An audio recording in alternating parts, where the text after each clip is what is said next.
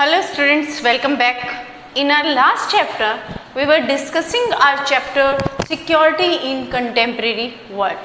And in that lecture, we had discussed regarding under the traditional notion, we have discussed about external threats. Right कि external security के बारे में हमने बात की थी. आज के चैप्टर में we are going to discuss about the traditional threats in which we will discuss about internal security. Traditional threat के अंदर हमने बताया था, हमने डिस्कस किया था कि two types of securities are there. One is internal, another one is external. External we have discussed in our previous chapter. Today we are going to discuss about the internal. अब होता क्या है कि mostly जो है बात की जाती है एक्सटर्नल थ्रेट्स की, military attack and all that which whatever we have discussed in the previous video. लेकिन हम भूल जाते हैं कि अगर बाहर के से हमें सिक्योरिटी रिक्वायर्ड है, दूसरी कंट्रीज से हमें अपनी कंट्री को सिक्योर करना है, तो उसके साथ साथ किसी भी कंट्री को अगर स्ट्रॉन्ग बनाना है इकोनॉमिकली या किसी भी पॉइंट ऑफ व्यू से, तो उसके लिए इंटरनल सिक्योरिटी का होना भी ज़रूरी है. अब इंटरनल सिक्योरिटी का मतलब है आंतरिक सुरक्षा. अब आंतरिक सुरक्षा कैसे होगी? जब वहाँ के लोगों में यूनिटी होगी, जब किसी भी देश की जो सिटीजन्स हैं वो यूनाइट होंगे, तभी उस कंट्री की इंटरनल सिक्योरिटी होगी. राइट, इंटरनली वो कंट्री तभी सॉलिड होगा, तभी यूनाइट होगा. क्लियर? तो इंटरनल सिक्योरिटी को खतरा कहाँ से है? इंटरनल जो हमारी सिक्योरिटी है उसके लिए थ्रेट क्या है? सबसे मेन क्या है? Traditional threat also include internal and security. इसके अंदर हमारा सबसे पहला पॉइंट है सिविल वार. सिविल वार का मतलब है कि कंट्री के लोग आपस में लड़ रहे हैं, इसमें कोई दूसरी कंट्री की इन्वॉल्वमेंट नहीं है, अपनी ही एक ही कंट्री के लोग आपस में लड़ते हैं. किस आधार पर लड़ते हैं? ये सिविल वार का मेन रीजन क्या है? Ethnic conflicts. Ethnic conflicts as earlier we have discussed कि एथनिक कॉन्फ्लिक्ट्स का हमने बेस्ट एग्जांपल लिया था श्रीलंका का. अब श्रीलंका में क्या है कि ethnic conflicts are going on. अब मीनिंग क्या है एथनिक कॉन्फ्लिक्ट्स का? कि जब एक ही देश में मेजॉरिटी और मिनॉरिटी में दो लोग होते हैं, राइट, पीपल जो है they are divided on the basis of minority और मेजॉरिटी वाले जब मिनॉरिटी को सप्रेस करने की कोशिश करते हैं, मिनॉरिटी के ऊपर अपना रूल करने की कोशिश करते हैं, डोमिनेट करने की कोशिश करते हैं, तो ऐसे में मिनॉरिटी पीपल आवाज उठाते हैं. राइट, तो उससे क्या शुरू होता है? That leads to civil war. Right, तो ये मेजॉरिटी और मिनॉरिटी के बीच में जो कॉन्फ्लिक्ट्स है ये क्या है? Ethnic conflicts. अब जब श्रीलंका के एग्जाम्पल की अगर हम बात करते हैं तो श्रीलंका में भी एथनिक कॉन्फ्लिक्ट्स है. वहां पर Tamil people are not getting their rights. Right, तो इस तरीके से अगर किसी कंट्री के अंदर ही यूनिटी नहीं होगी, अगर किसी कंट्री के लोग ही आपस में लड़ेंगे, तो वो कंट्री कभी भी स्ट्रॉन्ग या सिक्योर कंट्री नहीं हो सकता. क्लियर? सेकेंड पॉइंट है थ्रेट फ्रॉम सेपरेटिस्ट मूवमेंट्स. जो लोग सेपरेट चाहते हैं. Same here again we can discuss about the Sri Lanka. अब श्रीलंका में क्या है? तमिल सिविल वार की वजह से जो तमिल लोग हैं उन्होंने कौन सी मूवमेंट चला रखी है? क्या चाहते हैं? They want the Tamil state, इलम स्टेट, तमिल इलम. राइट, तमिल इलम का मतलब क्या है कि एक ऐसी स्टेट जो केवल और केवल किसकी हो? तमिल लोगों की. क्लियर? तो ऐसे में ये मूवमेंट, इस तरह के लोग जो मूवमेंट चलाते हैं, एक अलग एरिया की डिमांड करते हैं, उसको हम क्या कहते हैं? That is known as separatist movement. कुछ समय के पहले हमने बात की थी, इंडिया में भी खालिस्तान की डिमांड उठी थी. What was that? Again the separate state for 6. Clear? So in this way ये जो इंटरनल मूवमेंट्स हैं, इंटरनल जो हमारे हम लोग इनसिक्योर हैं, उससे क्या होगा? अगर सेपरेटिस्ट मूवमेंट्स अगर कामयाब हो जाती हैं तो कंट्री अपने इंटरनल कॉन्फ्लिक्ट्स की वजह से ही डिवाइड हो जाएगा. क्लियर? तो इसलिए ये ज़रूरी है कि इनके लिए सबसे पहले हमारे जो इंटरनल कॉन्फ्लिक्ट्स हैं, जो इंटरनली हमें सिक्योरिटी रिक्वायर्ड है, उस पर ध्यान दिया जाए. अब जितने भी सेपरेटिस्ट मूवमेंट्स हैं वो क्या चाहते हैं? Which wanted to form independent countries. वो अपना इंडिपेंडेंट देश चाहते हैं, इंडिपेंडेंट कंट्री चाहते हैं. राइट, इसके बाद जो तीसरी थ्रेट है internal, that is communal riots. Communal riots का मतलब क्या है? धर्म के आधार पर, जाति के आधार पर जो दंगे होते हैं, जो लड़ाई झगड़े होते हैं, that are known as communal riots. और समटाइम्स क्या होता है कि कम्युनल राइट्स की वजह से ही बहुत सारे जो कॉमन पीपल हैं, कॉमन लोग हैं, वो सफ़र करते हैं। Suppose you can take the example, India का ही अगर हम एग्जाम्पल लेते हैं, 1984 के riots, what was that? That are communal riots. Hindu और सिख के बीच में राइट्स हुए थे, राइट? तो इस तरह के ये जो राइट्स हैं, ये भी कभी कभी हमें एक्सटर्नली अगर मिलिट्री हम पर अटैक करती है, किसी दूसरी कंट्री का अगर हम पर अटैक होता है, तो उससे हमें इतना नुकसान नहीं होता जितना कि हमारी विद इन कंट्री, अपने देश के अंदर अगर धर्म और जाति के आधार पर अगर कोई कॉन्फ्लिक्ट्स है, तो उसमें जितना हमें नुकसान होता है। आर्मी के अटैक से, दूसरी कंट्री के अटैक से शायद इतने लोगों को अपनी जान नहीं गंवानी पड़ती जितनी कि कम्युनल राइट्स अगर किसी भी देश में हो जाते हैं, धर्म के आधार पर, जाति के आधार पर अगर कोई दंगे हो जाते हैं, तो उसमें बहुत सारे लोगों को जान और माल दोनों से हाथ धोना पड़ता है, राइट? तो किसी भी कंट्री के लिए एक्सटर्नल थ्रेट के साथ साथ, एक्सटर्नल सिक्योरिटी के साथ साथ कौन सी सिक्योरिटी जरूरी है?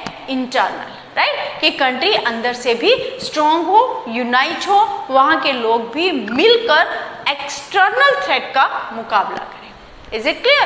This is about the traditional notion internal. Till now we have discussed what the internal security, we have discussed only about the traditional notion, right?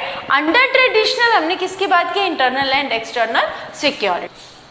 हमारा जो next topic है that is regarding traditional security and cooperation. This itself come, अगर हम इसकी question form की बात करें तो मोस्ट ऑफ द टाइम ये कंप्लीट आपका 6 मार्क्स में क्वेश्चन आता है on traditional security and corporation पर, राइट? अब ट्रेडिशनल सिक्योरिटी और कॉपरेशन में हम क्या बात करेंगे कि किस तरीके से सिक्योरिटी को श्योर किया गया, कि ट्रेडिशनली पहले जो है हम लोग शुरू से किस तरीके से अपने आप को इंटरनल और एक्सटर्नल दोनों तरीके से सिक्योर करते आ रहे हैं, राइट? अब ट्रेडिशनल जो सिक्योरिटी का मतलब क्या है कि कैसे हम कॉपरेट कर सकते हैं, कैसे इसको लिमिट कर सकते हैं। Traditional security and cooperation includes limits of violence up to maximum extent, कि जितना ज़्यादा मैक्सिमम हो पाए वायलेंस को कम करना, उसको कंट्रोल करना। कि अगर मान लीजिए दो देशों के बीच में कभी कोई लड़ाई हो भी जाती है, कोई कन्फ्लिक्ट हो भी जाता है, तो उसमें वायलेंस जितनी ज़्यादा कम हो सके, उससे क्या होगा? वायलेंस कम होगा तो नेक्स्ट वार होने की, वर्ल्ड वार होने की पॉसिबिलिटी जो है वो कम हो जाती है, राइट? और ये कैसे पॉसिबल है? लिमिट कैसे किया जा सकता है? थ्रू, सबसे फर्स्ट है डिसआर्मामेंट। डिसआर्मामेंट का मतलब है निशस्त्रीकरण। As in a cold war we have discussed about all these terms, the meaning in detail. अब डिसआर्मामेंट का मतलब है निशस्त्रीकरण, यानी हथियारों के ऊपर किसी तरीके से बैन कर देना, कुछ हद तक उसको कंट्रोल में ले आना। अब 1972 और 1992 दो बार कन्वेंशन हुआ था। 1972 में बायोलॉजिकल वेपन को लेकर हुआ, 1992 में केमिकल वेपन्स को लेकर हुआ। What's the short form? BWC and CWC। BWC means biological weapon convention and CWC means chemical weapon convention. These full form can come as a 1 mark question, right? अब ये जो दोनों कन्वेंशंस हुई, दोनों में जो सम्मेलन हुए, इनमें किस बात पर डिस्कस किया गया, इसका रिजल्ट क्या निकला? Ban the production and positions of weapon. दोनों में ही जो केमिकल्स वेपन है या बायोलॉजिकल वेपन है, उनकी प्रोडक्शन पर और उन पर अपना नियंत्रण, पोजीशन यानी अपने अधिकार क्षेत्र में रखना, उन दोनों ही चीज़ों पर बैन लगा दिया गया, राइट? उसके बाद सेकेंड हमारे क्या आता है? Arm control. दूसरा तरीका क्या है? Arms control. आर्म कंट्रोल का मतलब है अस्त्र नियंत्रण, यानी शस्त्रों पर नियंत्रण करना। अब ये किस तरीके से शस्त्रों पर जो ये आर्म कंट्रोल किया गया, ये कैसे किया गया? इसके लिए 1972 में एंटी बैलिस्टिक मिसाइल ट्रीटी की गई, राइट? That was ABM। इस ट्रीटी के अंडर क्या किया गया, ये ट्रीटी कब की गई थी, जब हमारा कोल्ड वार चल रहा था, जब यूएसए और यूएसएसआर के बीच में कोल्ड वार चल रहा था। उस समय जब क्यूबन मिसाइल क्राइसिस था, तो कोल्ड वार के समय में पूरे वर्ल्ड को ये खतरा था, क्योंकि दोनों ही ब्लॉक न्यूक्लियर पावर स्टेट्स थी, दोनों ही ब्लॉक्स के पास न्यूक्लियर पावर थी। तो ऐसे में ये डर था कि कभी भी न्यूक्लियर वेपन्स के यूज़ करने से कभी भी एक जो ब्लॉक है दूसरी पर अटैक कर सकता है। तो उस रिस्क को रोकने, अगर न्यूक्लियर अटैक हो जाता तो वायलेंस बहुत ज़्यादा होता, बहुत सारे लोगों की जान जाती। तो उसको कहीं ना कहीं कंट्रोल करने के लिए जो था एंटी बैलिस्टिक मिसाइल ट्रीटी की गई। इस ट्रीटी में क्या किया गया, try to stop the USA and USSR from using ballistic missiles as a defensive shield, right. एक डिफेंसिव शील्ड के तौर पर, यानी एक अपने आप को बचाने के लिए आगे जो हम एक वो लगा लेते, शील्ड लगा लेते कि इससे आगे हमारे आगे कुछ नहीं आ पाएगा। तो एक डिफेंसिव शील्ड के तौर पर ये बैन कर दिया गया, रोकने की कोशिश की गई कि ना तो यूएसए न्यूक्लियर वेपन का यूज़ करे, ना ही यूएसएसआर एंटी बैलिस्टिक मिसाइल्स का प्रयोग करे, राइट। तो ऐसे में दूसरा, stop them from large scale production, use के साथ साथ उसके प्रोडक्शन को भी कंट्रोल किया गया कि दोनों ही कंट्री, दोनों ही ब्लॉक्स यूएसए और यूएसएसआर बैलिस्टिक मिसाइल्स जो हैं उनकी प्रोडक्शन और नहीं करेंगे, उसको स्टॉप किया गया, राइट। तो ये क्या है, इस तरीके से किस चीज़ पर कंट्रोल किया गया, आर्म्स के ऊपर, न्यूक्लियर वेपन्स को कंट्रोल किया गया, राइट। तीसरा तरीका क्या है, the third one is confidence building. Confidence building मतलब दो देशों के बीच में आपस में कॉन्फिडेंस का डेवलप होना, विश्वास कि सपोज एक दो कंट्रीज के बीच में अगर कॉन्फ्लिक्ट्स है, सपोज कंट्री ए है, कंट्री बी है, और कंट्री ए और बी दोनों के कॉन्फ्लिक्ट्स हैं, लेकिन कंट्री ए और बी दोनों ही एक दूसरे को विश्वास में ले रही हैं, कॉन्फिडेंस में ले रही हैं कि वो ऑल ऑफ सडन अटैक नहीं करेंगी, राइट। अपनी कुछ इंफॉर्मेशन जो है वो इनके साथ शेयर करेंगी, अपने आइडियाज़ के बारे में अपनी जो रिवाइलरीज कंट्रीज हैं उनको बताएंगी, क्लियर।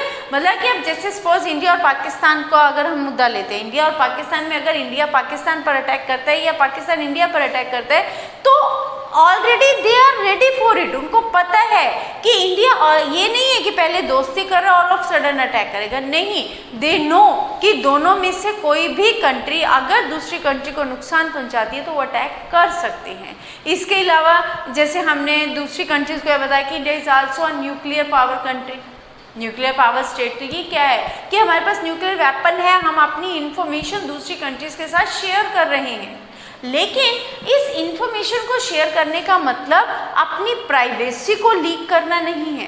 केवल वही इंफॉर्मेशन शेयर की जाती है जिससे कंट्री की सिक्योरिटी को कोई भी खतरा नहीं होता, राइट। अब सपोज न्यूक्लियर वेपन्स का हो गया या किसी भी और तरीके की कि जिससे दूसरी कंट्री को लगता है कि वो कंट्री भी मुझसे पावरफुल है, अगर वो मिलिट्री इन्फॉर्मेशन शेयर ही नहीं करेंगे तो कंट्री ए को कैसे मालूम पड़ेगा कि कंट्री बी उसके कंपैरिजन में उसका मुकाबला जो है वो कर सकती है, ये कंट्री बी को कैसे पता चलेगा कि कंट्री ए की पावर कितनी है। तो कुछ हद तक इन्फॉर्मेशंस को शेयर करके आपस में कॉन्फिडेंस को बनाए रखना कि हम एक कंट्री ए या कंट्री बी मीन्स एक कंट्री दूसरी कंट्री को अपनी ताकत के बारे में, अपनी पावर के बारे में पहले अलर्ट कर देगी कि उसके पास कितनी पावर है। Is it clear? So what is this? This is about the traditional security and cooperation. Is it clear? ये आपका complete. It can come as an 3 marks question, 6 marks question, as well as so many 1 mark questions are in this question. Suppose when biological weapon convention was conducted, when chemical weapon convention was held, as well as उसमें क्या decision लिया गया, उसका affect क्या हुआ, and anti ballistic missile treaty कब हुई, what's the affect of that treaty, ये सारे क्या है, these can come as a 1 mark question और as a 2 marks question. Is it clear? और इनमें से किसी एक के ऊपर जो है it can come again 1 or 2 mark question. Is it clear? So this is complete about the traditional security. In our next chapter we will discuss about non-traditional security, internal as well as external. जैसे कि हमने traditional security में किया है, हमने very starting एक flow chart था उसमें हमने दिखाया था, उसमें हमने बात की थी कि securities of two type, traditional and non traditional. Traditional के अंदर आती है इंटरनल एंड एक्सटर्नल, इसी तरह नॉन ट्रेडिशनल के अंदर भी internal and external. Now we have completed our traditional security. Clear?